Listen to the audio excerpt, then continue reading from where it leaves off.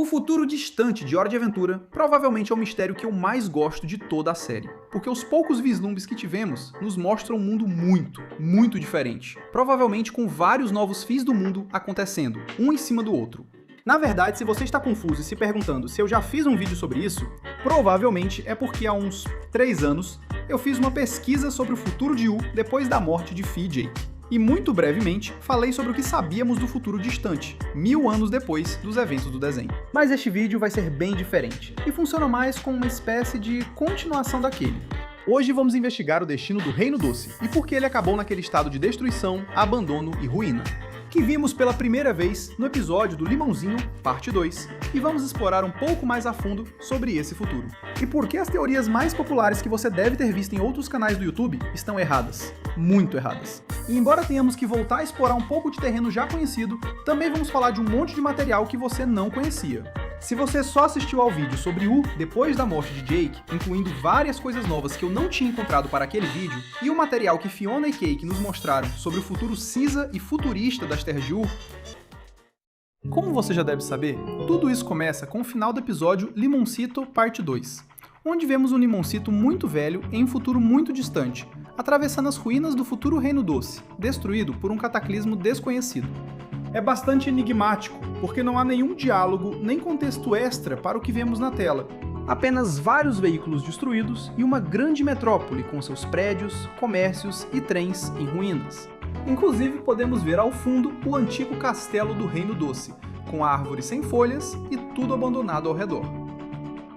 Na época, isso trouxe muita especulação e toneladas de perguntas sem resposta.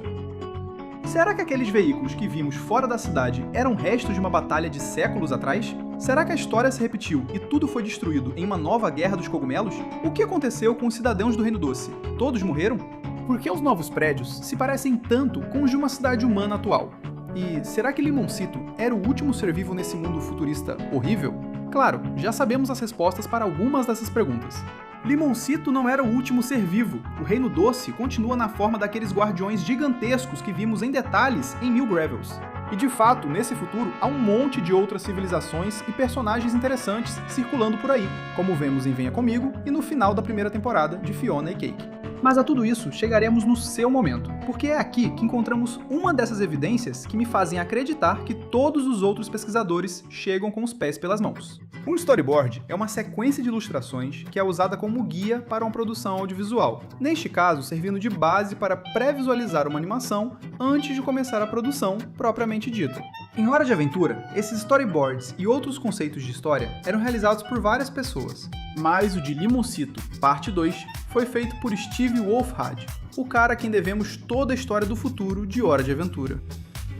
O storyboard desse episódio parece bastante normal, mas quando vemos a cena do Reino Doce em ruínas, encontramos algo bem interessante. 2 anotações que serão vitais para entender o futuro desse mundo. A árvore está morta sobre o castelo. A cidade está abandonada, não bombardeada.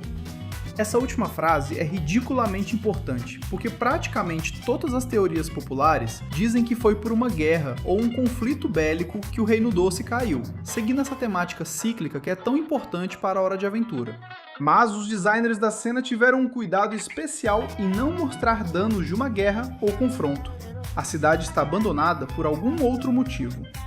Inclusive, o storyboard menciona que os veículos fora da cidade são apenas carros voadores futuristas feitos de doce, então são apenas carros abandonados. Algo fez com que todos os cidadãos fugissem dali, deixando a cidade à própria sorte durante o que parecem ser semanas, séculos. O mistério continua com o episódio de Mil Gravels. Este acontece inteiramente no futuro, com Kuber como protagonista, um alienígena bastante desajeitado que coleciona histórias do passado, as quais chama de Gravels. Durante o episódio, ele acaba preso em Yu e usa o localizador de Estácio para pedir resgate, por causa de uns cães futuristas que querem matá-lo. Mas o que aparece é um guardião gigantesco que recolhe Kuber e o coloca dentro de si. O que podemos ver graças a este episódio é que esses guardiões são uma fortaleza ambulante, que contém dentro de si os cidadãos doces em um estado de animação suspensa. Enquanto Kuber sobe pelo elevador, vemos o que poderia ser uma área de recreação, ou simplesmente moradia, mas ela está desativada, com as luzes apagadas e todos os cidadãos doces escondidos em cima, em suas cápsulas de prêmio. Isso é muito interessante, porque nos mostra que a catástrofe foi tão grande que não bastava apenas evacuar, foi necessário colocar os cidadãos doces em animação suspensa. Suspensa dentro de fortalezas ambulantes, completamente equipadas para que pudessem viver nelas, mas escolhendo não fazê-lo, por algum motivo desconhecido. Esses são daqueles elementos que sempre deixam um enorme ponto de interrogação quando alguém discute sobre ele, porque realmente não há nenhuma indicação de por que teria sido necessário deixar todos dormindo, tendo os guardiões em funcionamento. Digo, a teoria mais plausível que vi na internet era que a princesa Jujuba colocou todos os seus cidadãos lá porque eles fizeram algo muito estúpido, ou simplesmente para não ter que se preocupar com eles enquanto resolvia algum outro problema por conta própria, sendo a solução mais fácil deixá-los dormindo.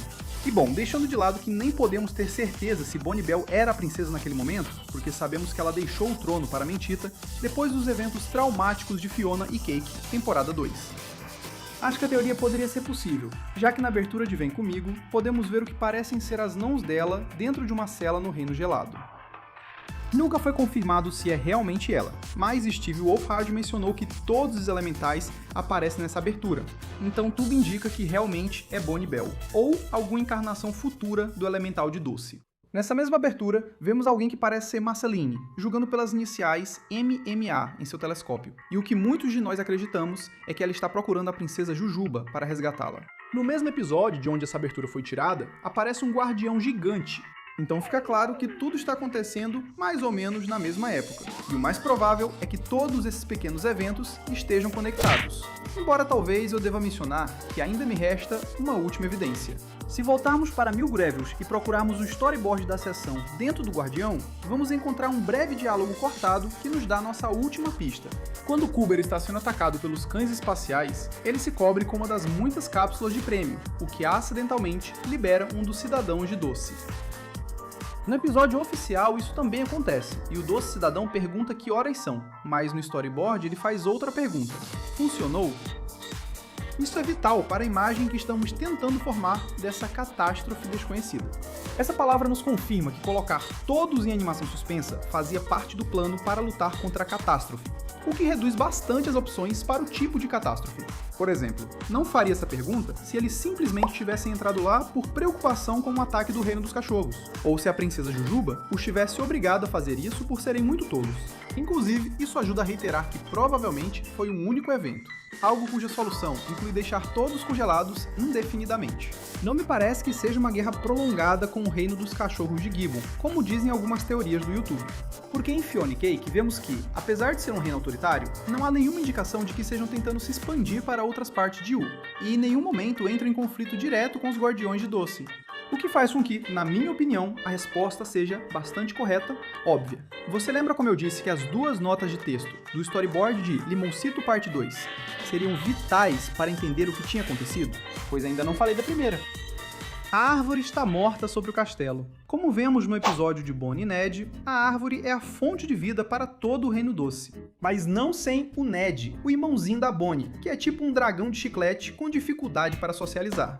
A função dele é sugar a seiva da árvore no meio do reino, e o corpo dele processa essa seiva e transforma em suco doce, que depois é enviado através do sistema de aqueduto para todos os cidadãos do reino, que usam para se alimentar, se curar, tomar banho, e basicamente é isso que faz essa sociedade funcionar.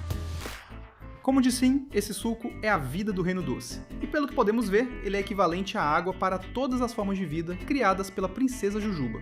É o que mantém todos eles vivos. Mas e se Ned ou a árvore morressem? O que aconteceria se por alguma razão desconhecida, como a sabotagem de outro reino, ou simplesmente pelo passar do tempo, a fonte de vida desse reino de repente parasse de funcionar? Algo curioso é que parece que a árvore e Ned estão em uma relação simbiótica. Porque, como vemos nos flashbacks do episódio, a gigantesca árvore no centro do reino parece ter nascido como uma árvore de doce qualquer que Ned encontrou por lá. Talvez seja graças ao Ned que a árvore chegou a esse tamanho tão impressionante. E talvez a perda desse adorável dragão de doce tenha sido o que iniciou a cadeia de eventos que levou ao estado atual do Reino Doce. Pessoalmente, acho que depois da perda do Ned, a princesa Jujuba percebeu que precisava deixar todos os cidadãos em animação suspensa, para que não morressem de inanição. Acho que é a única coisa que explica essa decisão, além de uma pandemia mortal ou algo assim. Mas claro, esse é um mundo muito mais perigoso agora, e ela não podia simplesmente deixá-los em cápsulas em um reino comum e vazio. Então, a melhor ideia que ela teve foi aprimorar o design dos guardiões e usá-los como fortalezas ambulantes, onde seu povo pudesse se esconder enquanto ela procurava uma solução. Não é à toa que há uma imagem do castelo com uma linda árvore florida em uma das paredes da sala dentro do guardião. Esse é o objetivo dela com tudo isso: restaurar o Reino Doce. E se de fato a princesa foi capturada e aprisionada pela criatura de gelo enquanto tentava resgatar seu povo, então os cidadãos doces estão presos há muito mais tempo do que o planejado. E o destino deles depende de Marceline conseguir chegar a tempo para resgatar a princesa doce e de encontrarem outra maneira de criar o suco doce que manteve o reino vivo por centenas de anos. Bom, é isso que eu acho. Então, espero que você tenha gostado deste vídeo, deixe um like se gostou e se inscreva para mais vídeos como este. Comente se acha que eu deixei passar alguma evidência sem querer e nos vemos no próximo vídeo. Tchau!